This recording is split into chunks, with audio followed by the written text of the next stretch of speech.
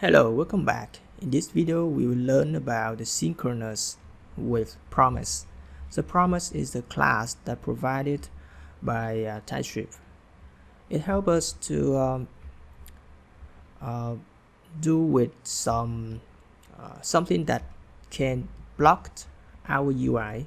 For example, when you run an API, so the API need the time to get the response from the server. And in that time, if you don't use any method to avoid the blocking UI, your UI will be freeze. So that is a bad thing. Okay. So let's create an example. We create a promise. We call new promise. Okay. A promise object has you see, it has a executor, a resolve, and a reject. Okay, so these are the method or function, or we can call them callback function. Okay, a function with resolve and reject. Resolve is a callback function when your call API or your process in the body of the promise will work successfully, then you will return a result.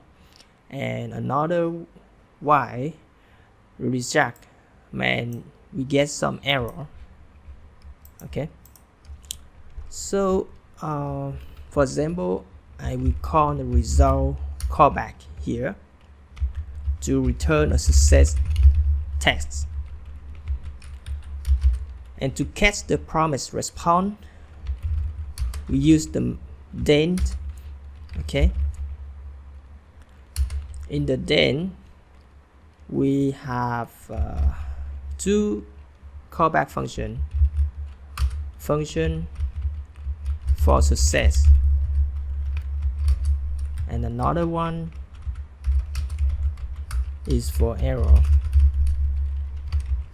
Okay, and here we can log the success and the error. We can also log the error. Now we can run to see what happened.